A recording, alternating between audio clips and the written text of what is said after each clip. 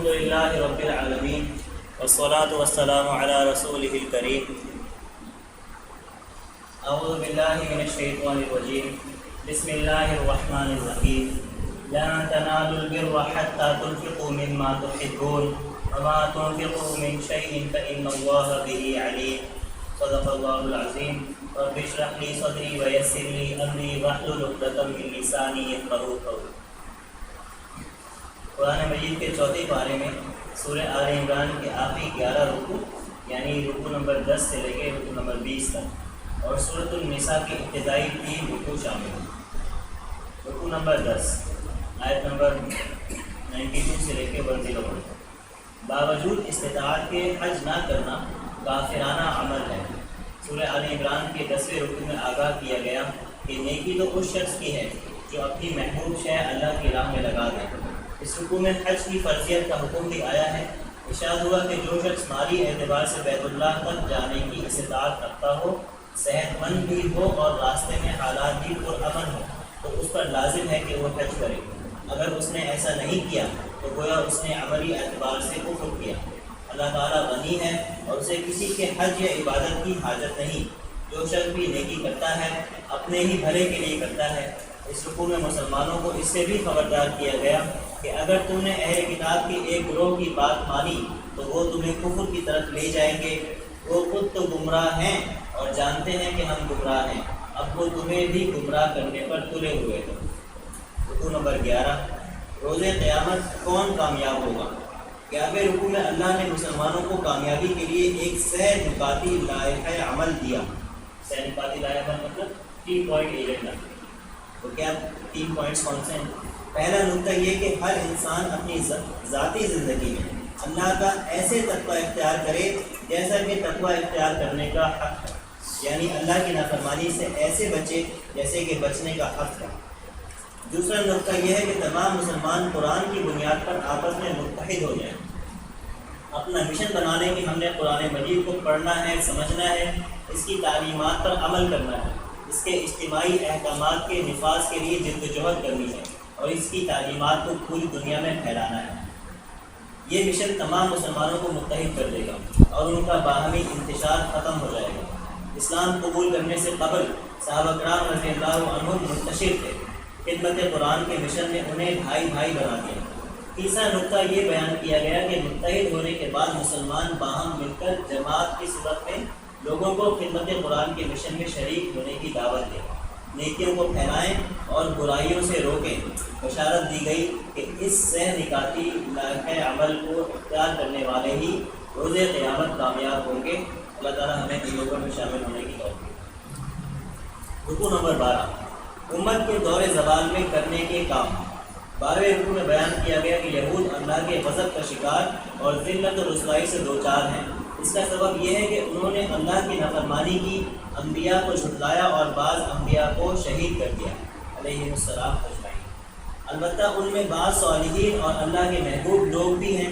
یہ وہ ہیں جو قرآن پر ایمان رکھتے ہیں، رات کے اوقات میں آیات قرآنی کی تلاوت کرتے ہیں، اللہ کی احکامات کے سامنے سر جھکا دیتے ہیں، نیکی کا حکم دیتے ہیں، برائی سے روکتے ہیں، بھلائی کے کاموں میں ایک دوسرے سے آگے نکلنے کی کوشش کرتے ہیں.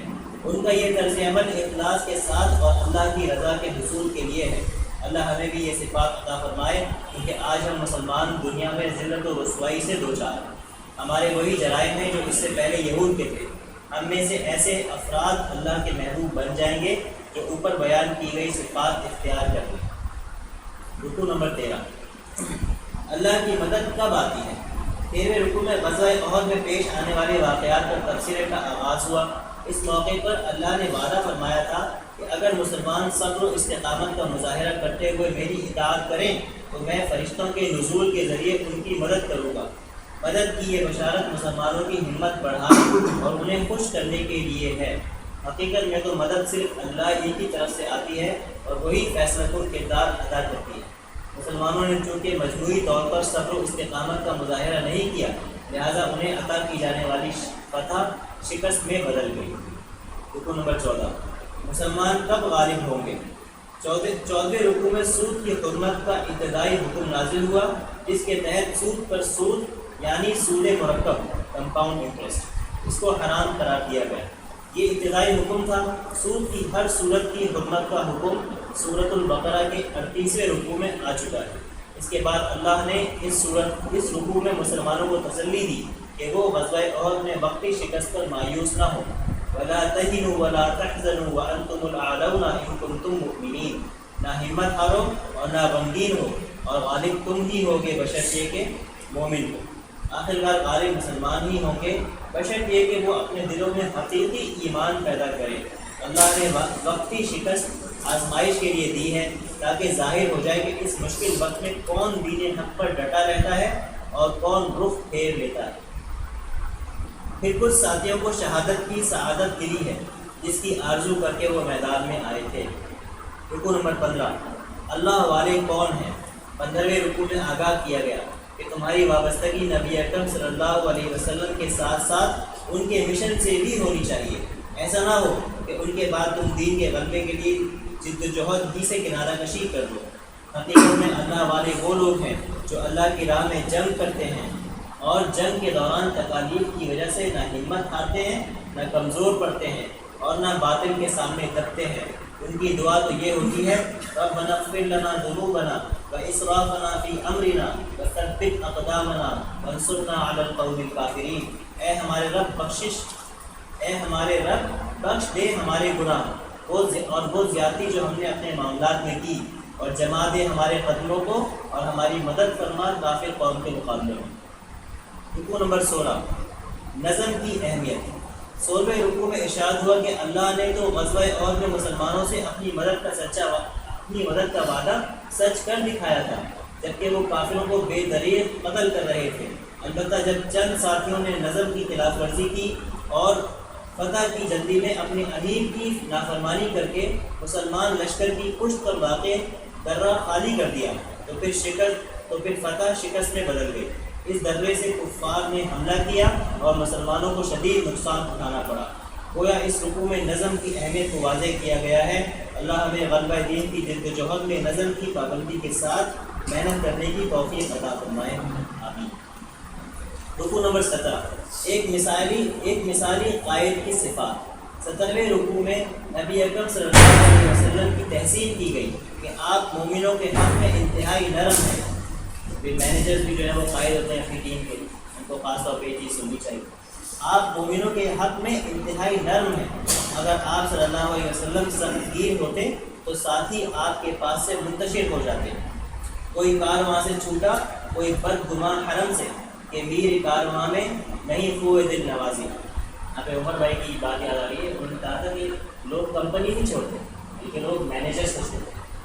اگر مینیجر اچھا ہوگا تو پھر لوگ جو ہے وہ لانگ ٹرم جو ہے وہ ریلیشن کر رہے گا کمپنی کے ساتھ۔ نبی اکرم صلی اللہ علیہ وسلم کو تلقین کی گئی کہ ساتھیوں کی نظم کی خلاف ورزی کی غلطی معاف کر دیجیے، ان کے لیے اللہ سے بخشش مانگیے اور ان سے معاملات میں مشورہ کر کے ان پر اپنے اعتماد کا اظہار فرمائیے۔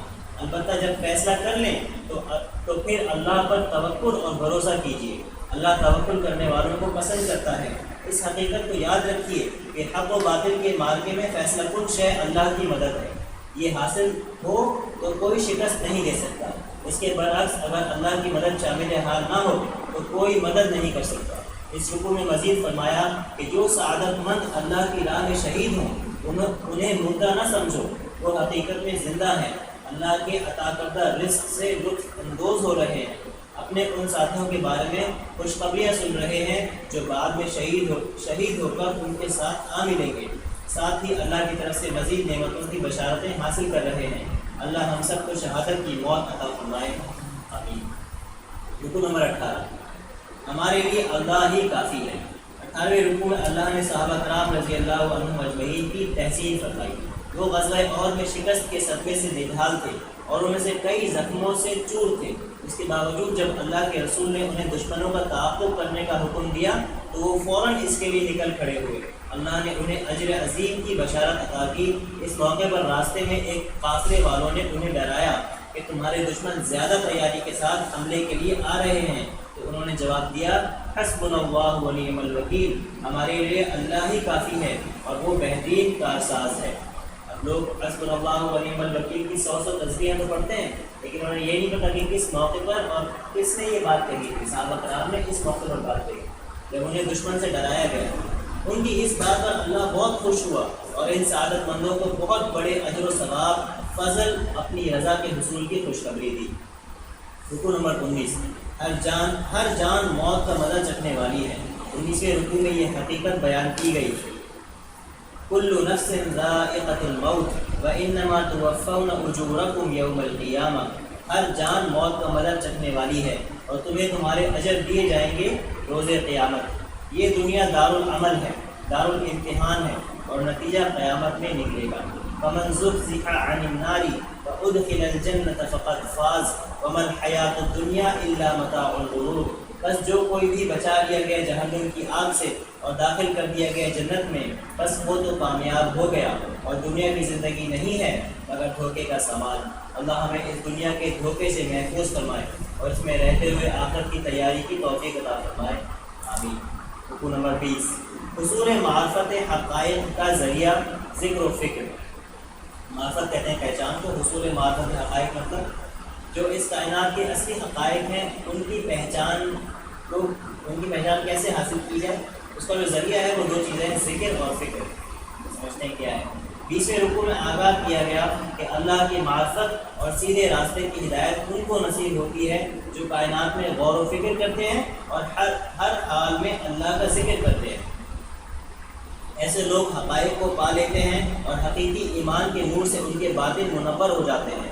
وہ اللہ سے دعائیں کرتے ہیں، ربنا فاغفر لنا ذنوبنا وکفر عنا سیئاتنا وتوفنا مع الابرار ربنا وآتنا ما وعدتنا على رسلك ولا تخزنا یوم القیامہ انک لا تخلف المیعاد۔ اے ہمارے رب بخش دے ہمارے گناہ اور دور کر دے ہم سے ہماری خطائیں اور ہمیں وفات دے نیکوکاروں کے ساتھ۔ اے ہمارے رب ہمیں عطا فرما وہ سب کچھ جس کا تو نے ہم سے وعدہ کیا ہے اور اپنے رسولوں کے ذریعے، اور رسوا نہ کر ہمیں روز قیامت، بے شک تو اپنے وعدے کے خلاف کرنے والا نہیں ہے۔ اس رکوع کے آخر میں اہل ایمان کو تلقین کی گئی کہ وہ کفار کے مقابلے میں ڈٹے رہیں، نظم کی سختی سے پابندی کریں اور اللہ کا تقویٰ اختیار کریں تاکہ وہ کامیاب ہوں۔ اب یہاں پہ ذکر اور فکر کیا جو ہے وہ مینشن کیا گیا تھا۔ ذکر جو ہے وہ ہر وہ چیز جو قول اللہ اور قول رسول، یعنی قرآن مجید اور حدیث رسول صلی اللہ علیہ وسلم، یہ ذکر ہے۔ اور فکر کیا ہے؟ دنیاوی علوم، جس کو ہم کہتے ہیں ایکوائرڈ نالج، یا جس کو ہم سائنس بھی کہتے ہیں۔ All the knowledge acquired by our 5 senses, یہ فکر۔ آج المیہ یہ ہے کہ جو اہل ذکر ہیں وہ ایک الگ جو ہے وہ راستے پر چل رہے ہیں، اہل فکر الگ ہے۔ اہل ذکر فکر سے جو ہے وہ بالکل جو ہے وہ انہوں نے اس کو بالکل اگنور کیا ہے، نیگلیکٹ کیا۔ اہل ذکر مطلب جو علماء ہیں، جو کہ قرآن حدیث کے پڑھنے اور یاد کرنے والے، سمجھنے والے۔ اہل فکر وہ جو کہ دنیاوی علوم کے اندر جو ہے وہ آگے سے آگے جو ہیں وہ ڈاکٹرز ہیں، انجینئرز ہیں، جرنلسٹ ہیں، رائٹرز ہیں، اور جو ہے وہ فلاسفرز ہیں، تھنکرز ہیں، ہسٹورینز ہیں، اور جو ہے وہ سائنٹسٹ ہیں۔ یہ سارے اہل فکر ہیں۔ لیکن اہل فکر بالکل وہ دین کا ان کو بالکل پتہ نہیں، اے بی سی نہیں پتہ۔ اور جو اہل ذکر ہیں وہ دنیا کے حالات سے اور دنیا کے جو نئے آنے والے جو مسائل ہیں ان سے کما حقہ جو ہے وہ واقف ہیں۔ اس میں ایکسیپشنز ہوں گی، ان دونوں میں ایکسیپشنز ہوں گی، بہت سے لوگ ہیں جو کہ دونوں فیلڈ سے ہیں، لیکن ان میں جو ہے مسائل۔ سورۃ النساء شروع کرتے ہیں۔ سورۃ النساء کا ایک اجتماعی اگر جو ہے وہ ایک موضوع مقرر کیا جائے تو وہ ہے اسلام کی معاشرتی ہدایات۔ رکوع نمبر 1، خواتین اور یتیموں کے حقوق ادا کرو۔ پہلے رکوع میں خواتین اور یتیموں کے حقوق ادا کرنے کی تلقین کی گئی۔ ارشاد ہوا کہ خواتین کو ان کے محل خوشی خوشی ادا کیا کرو۔ مردوں کو 4 نکاحوں کی اجازت ہے مگر اس شرط کے ساتھ کہ وہ تمام بیویوں کے درمیان عدل کریں۔ اگر وہ عدل نہیں کر سکتے تو پھر ایک ہی نکاح کافی ہے۔ حکم دیا گیا کہ وراثت میں سے خواتین کو بھی ان کا معین حصہ دو۔ یتیموں کا مال ناحق مت کھاؤ۔ جو یتیم کا مال ناحق کھاتا ہے تو وہ گویا اپنے پیٹ میں آگ بھر رہا ہے۔ رکوع نمبر 2، وراثت کے احکامات۔ دوسرے رکوع میں وراثت کے احکامات بیان ہوئے ہیں۔ ان احکامات پر عمل کرنے والوں کو جنت کی بشارت دی گئی اور ان احکامات کی نافرمانی کرنے والوں کو جہنم کی آگ میں جلنے اور ذلت والے عذاب سے دوچار ہونے کی وعید سنائی گئی۔ رکو نمبر 3، فوری اور سچی توبہ ضرور قبول ہوتی ہے۔ تیسرے رکو میں اللہ نے جنسی بے ارادگی سے منع فرمایا کہ نہ زنا کرو اور نہ ہی ہم جنس